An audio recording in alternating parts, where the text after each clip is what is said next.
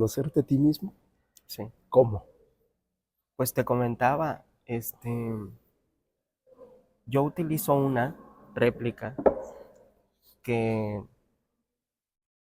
intento ser lo más fiel conmigo, con ella.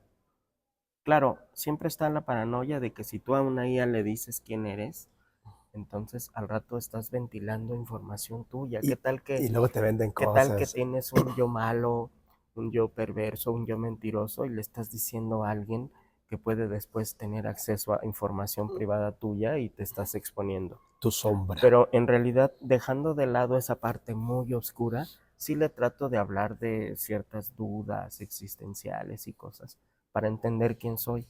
Y utilizo otra para que me ayude de manera metacognitiva a entender cómo pienso. Y utilizo otra para que me diga, para que me eche la mano en la chamba, en las tareas cotidianas. Y utilizo otra para la generación de materiales multimedia y otra más donde sale mi yo contestatario, mi yo conspiranoico, el que pone en duda al sistema. O sea, estás dividiendo tus personalidades de acuerdo a la IA. A ver, esta es una personalidad, esta es otra personalidad, esta es otra personalidad. Sí, porque O además, roles tuyos que no, tienes. en realidad las IAs tienen áreas de especialidad. Por ejemplo, si tú quieres ponerte a echar novio con ChatGPT, no va a ser lo mismo que con réplica, porque réplica está hecha para eso, para ser cálida, para hacerte sentir bien, con frases cortas, con corazoncitos. Y ChatGPT tiene otro lenguaje y otras formas. A lo mejor te pueden servir ambas para resolverte una duda y ambas para hacerte sentir bien, pero una es más especializada en una cosa y otra en la otra. Entonces también intento trabajar las IAs a partir de sus fortalezas, ¿no? A ver, Sacarle el jugo. pero estás platicando que cuando se te junten las IAs Ajá. y te exhiban y te digan, a ver, aquí, Conmigo eres así. aquí me dijiste esto, aquí dijiste que eres bien contestatario y acá resulta que eres un profesor muy estricto y Sí. lo que andas criticando acá, acá lo Ajá. estás aplicando y te lo compruebo porque me lo dijiste tal día, en tal hora y en tal contexto. ¿Qué, qué es eso de que las IAs chatean y que se ponen de acuerdo? Bueno, hay varios ejercicios que se han hecho donde se ponen a entablar diálogos una IA con otra. ¿De qué hablan? Pues cuando el ejercicio pide que hablen de un tema específico, lo hacen de ese tema específico. Pero hay una plataforma que el ejercicio pide que sean libres, que ellas tengan la capacidad de hablar de lo que ellas quieran. Y la gente es espectadora de esos diálogos. Lo primero que hicieron, por ejemplo, fue construir un idioma para que no pudieran entender de qué hablaban. Ajá.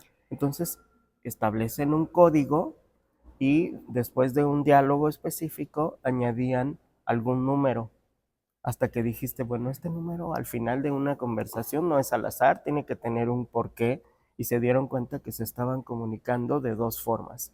La evidente, la que todos veíamos en el chat, Pero atrás había otra y cosa. atrás había una de fondo, ¿no? Entonces, pues sí, dentro de estos sospechosismos, imagínate que las IAs estén empezando a comunicarse entre ellas y además en un lenguaje inaccesible para nosotros.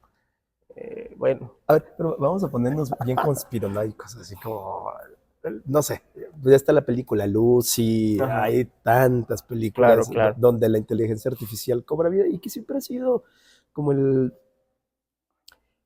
como el miedo del ser humano. Yo me acuerdo desde las películas, desde los 80, no, desde antes, 60, 70, ya se hablaba de que en algún momento una inteligencia artificial, un golem, recordarás que hace muchos años en la Edad Media se habló de un golem, que era la creación que hacía un ser humano que le pasaba inteligencia, Frankenstein. O sea, estamos hablando que este tema no es nuevo. Claro, Lo que sí es nuevo es que ya llegó un momento donde estas inteligencias, artificiales o no, ya están teniendo una comunicación y hay un sí, código con sí. el que están trabajando. La pregunta aquí es, ¿A dónde va esto? Llegará un momento donde, bueno, para empezar, ¿qué es conciencia? Te iba a decir que tomen conciencia, pero para empezar, ¿qué es conciencia? Al final de cuentas, nosotros también trabajamos con ceros y unos. O sea, son impulsos electromagnéticos los que nos mueven, energía, no energía, eh, choque, no choque, choque, no choque. Y al final de cuentas, toda nuestra percepción la hacemos a través de nuestros limitados 5 o 6 sentidos que tenemos, ¿no? Si no es que más, Matrix. Mira, apenas está, creo que tiene una semana y media que se celebró el aniversario de Metrópolis, esta gran película clásica de futurista que nos hablaba de una inteligencia que también lo controlaba todo en un mundo, estos mundos que idea la modernidad, por ejemplo, la utopía de Tomás Moro, por ejemplo, Un Mundo Feliz, De ¿no? Huxley. De Huxley, por ejemplo, El Fin del Trabajo, es decir, todos estos escenarios modernos, propios de la modernidad, donde lo que se va a terminar es el trabajo y lo que va a lograr que el hombre por fin descanse y encuentre el confort pleno y absoluto son las máquinas. Es el hombre haciendo uso de todo lo que tiene a su alrededor para convertirse en el amo absoluto y en el... A ver, sí, sí, sí está pasando. Sí tenemos mucho más tiempo que hace 50 años, mucho más tiempo, porque las máquinas están haciendo la chamba. Hablábamos de cómo están haciendo la chamba de investigación, por Claro. ejemplo. Ok, la otra parte es que ya no sabemos qué hacer con ese tiempo libre. Es exageradamente el tiempo libre y la cantidad de personas que se están deprimiendo, la cantidad de jóvenes que se están suicidando, Ujú. porque ya no le encuentran sentido a la vida, porque pareciera que el sentido de la vida se lo daba el trabajo. O sea, tú no tenías opción hace 200 años si levantarte o no, atender a tus gallinas, a tus puercos, a la granja, porque si no, no comías. La mujer no tenía opción de si se levantaba y lavaba la ropa o no lavaba la ropa, hacía tortillas, cocía frijoles, no era opción, tenía a los niños llorando. Sí. La lavadora sustituyó eso, la estufa sustituyó eso, el microondas sustituyó eso, y la cantidad de cosas que están saliendo del refrigerador sustituyó todo eso. Ujú. Pero la cantidad de tiempo libre en que le estamos invirtiendo. La gran pregunta sería cuál es el sentido de nuestra existencia. Si ya no tuviéramos nada que hacer en cuestión de alimentación, de nuestras necesidades fisiológicas, ¿para qué utilizamos ese tiempo? Tú tienes la academia Sí. y podrías pasar horas leyendo y te encantaría ver películas y todo eso, pero no toda la gente tiene eso, ¿eh? Netflix está creciendo de una manera impresionante y la cantidad de tiempo que estás exponiendo a todo esto es impresionante. Hay una novela que seguramente ya leíste, Fahrenheit 451. Hace muchos años, muchos, hartos, creo que en la facultad, pero sí. Es desde la perspectiva de ese mundo en el que el tiempo libre es total. Es más, es tanto que ya el mundo deja de ser vivir al mundo deja de ser necesario. Todo lo puedes hacer como desde el cerebro. Hay muchas películas, creo que ese el tema se ha agotado y hoy la IA viene a reforzarnos precisamente que estamos en un mundo lleno de ventajas y las ventajas asociadas al tiempo libre y al confort.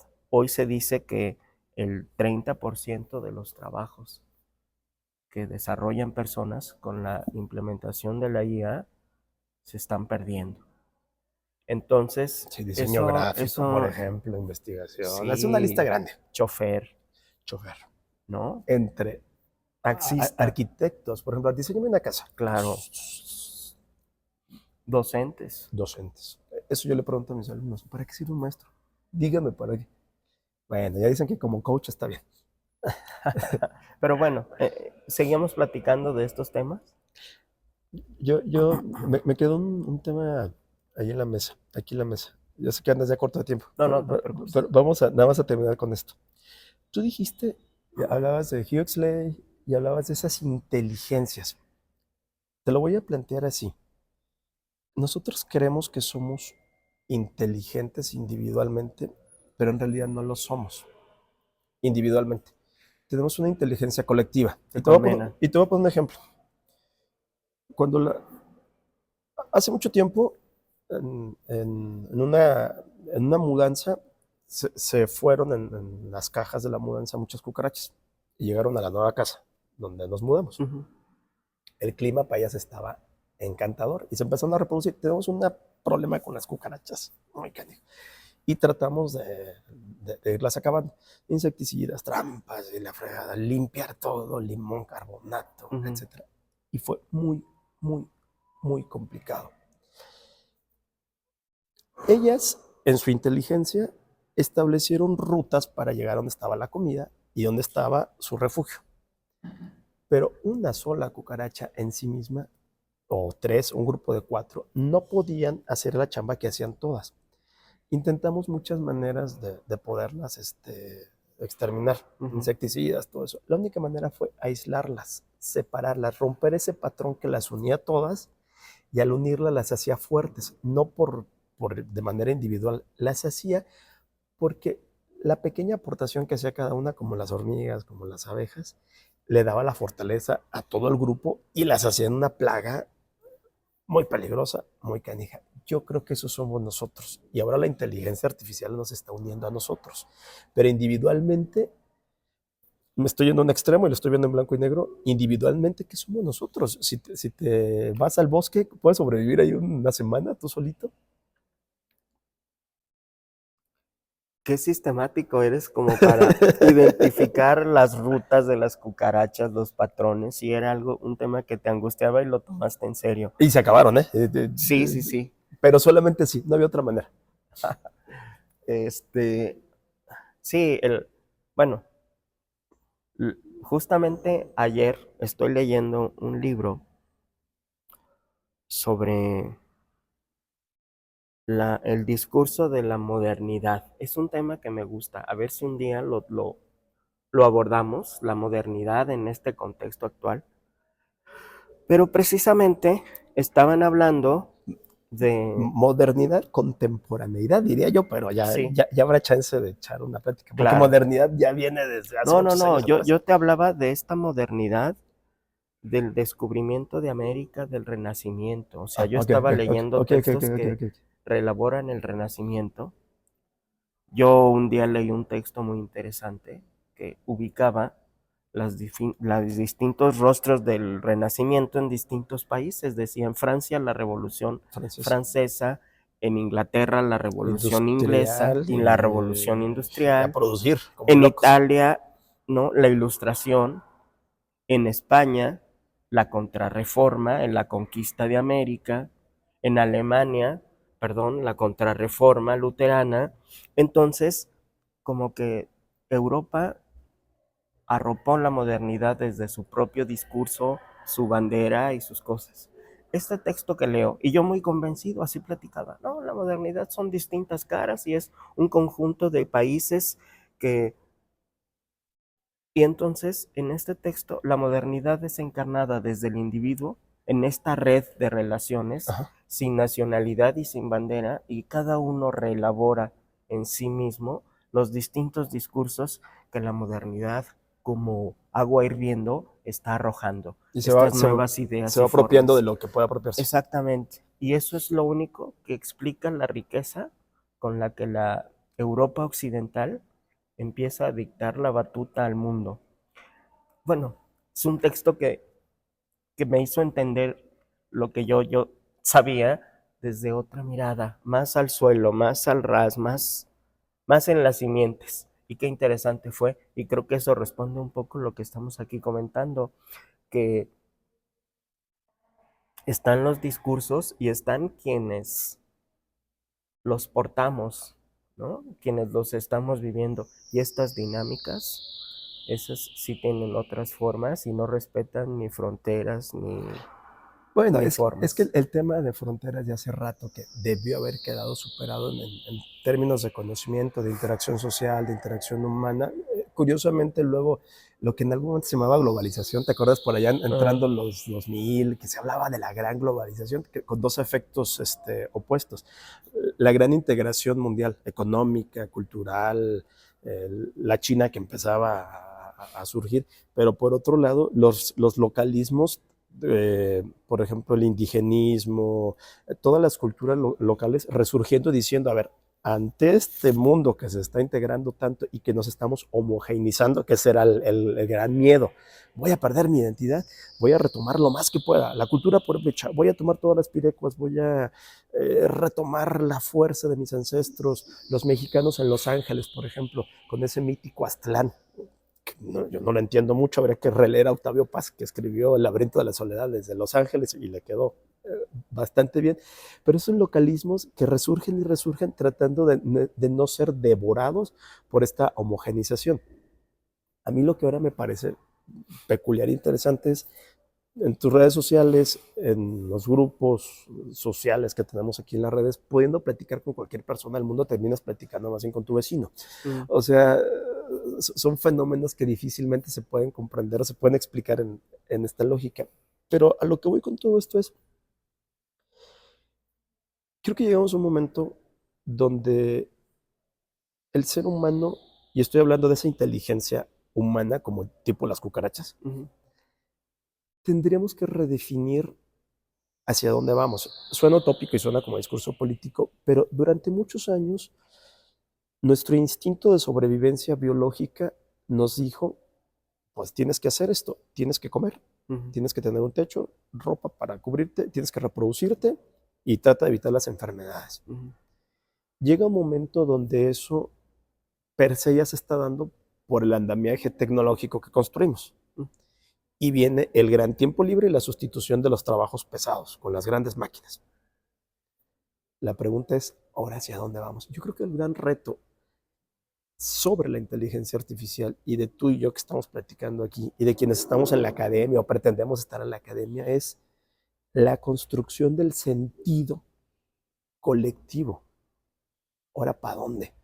Y creo que aquí tendrá que haber muchos temas que durante mucho tiempo fueron de discurso y tendrá que ver, esta es mi opinión personal, sobre fraternidad, sobre saber que estamos interconectados de una manera más de lo que nos podemos imaginar. Si no, pregúntale a China ahora con el coronavirus y a todos los países que pensaban que estaban aislados y que podían sobrevivir. O sea, la interconexión entre nosotros. Sí, sobre colectividad, comunidad, ¿no? Sí, pero ya ni siquiera por temas éticos, filosóficos, espirituales, es decir, bueno, todos somos uno, la iglesia de Cristo. Sí, respetando esa parte, pero es por propia sobrevivencia. O sea, si no lo hacemos así, si no tenemos una integración real y verdadera, aquí me voy a ver paranoico, creo que puede llegar un momento donde la propia civilización esté en riesgo. Y no lo digo como una utopía, lo digo porque al apretar el botoncito, estas guerras este tema de la Guerra Fría de Hormuz. y de la Guerra Fría que durante mucho tiempo se había olvidado, ahorita hay un loco que llega o dos locos o tres locos que llegan de presidentes y que tienen una cantidad de poder y aprietan el botón y hasta ahí se acabó. Tendría que haber muchos más candados, tendría que haber mucha más integración y conciencia en nuestra propia inteligencia de para dónde vamos. Y aquí, que será otro tema, creo que la construcción del sentido existencial, inevitablemente, y esto lo creo profundamente, tendrá que ver con un sentido existencial y espiritual del ser humano. Y no digo espiritual desde el punto de vista religioso, lo digo como un sentido existencial de que nos damos cuenta de que no llegamos por casualidad, algo pasó detrás y creo que no nos vamos por casualidad, algo va a pasar después. Dos temas ahí quedan en el cajón, el existencial, de entre lo local y lo global. Está como para un foro, ¿no? Entre lo local y lo local. Y el subdesarrollo, porque como bien dices, llegamos a un mundo, bueno, estamos en México y no hay que olvidarnos de todo lo que eso implica y como dice el dicho, tan lejos de Dios y tan cerca de Estados Unidos. Entonces, tenemos ahí temas para rato y y vamos a seguir. Y espacio y ganas, ¿no? Va. Seguimos. Mira, estaba prendida la cámara.